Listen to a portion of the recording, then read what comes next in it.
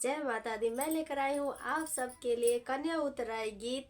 अगर ये गीत आप सबको अच्छा लगे तो प्लीज़ ज़रूर इसको पूरा सुनिएगा। तो ये गीत तब गाया जाता है जब दूल्हा शादी करके अपनी बीवी को, अपनी मतलब पत्नी को अपने घर लेके आता है।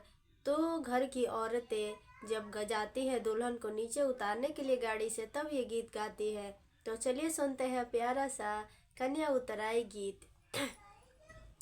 सोने के सिंहरवा लिहले अमबाड़ी खाड़ हो, खोला बाबू पलकी के वड़िया मंगिया बहोरी हो, खोला बाबू पलकी के वड़िया मंगिया बहोरी हो। सोने के सिंहरवा लिहले चाची बाड़ी खाड़ हो, खोला बाबू पलकी के वड़िया मंगिया बहोरी हो, खोला बाबू पलकी के वड़िया।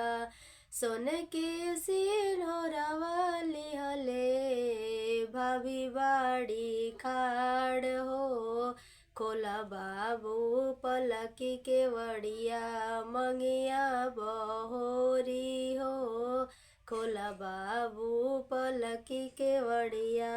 कैसे मैं खोलिया माँ पलकी के वड़िया हो, कैसे मैं खोलिया माँ पलकी के वड़िया हो।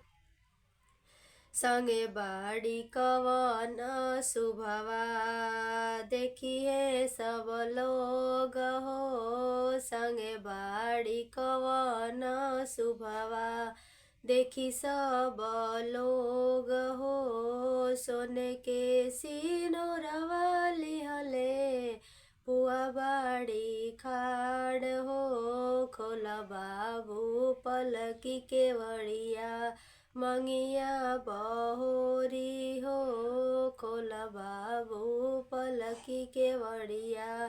सोने के सिंहरवा लिहले दीदी बाड़ी खाड़ हो, खोला बाबू पलकी के वड़िया मंगिया बहोरी हो, खोला बाबू पलकी के वड़िया। कैसे मैं खोलिया माँ पलकी के वड़िया हो, कैसे मैं खोली फुआ पलकी के वड़िया हो। संगे बाड़ी कवन शुभवा देखी सब लोग हो, संगे बाड़ी कवन शुभवा देखी सब लोग हो। कैसे मैं खोली दीदी पलकी के वड़िया हो, संगे बाड़ी कवन शुभवा देखी सब लोग हो। खोली कैसे पलकी के वड़िया देखी सब लोग हो।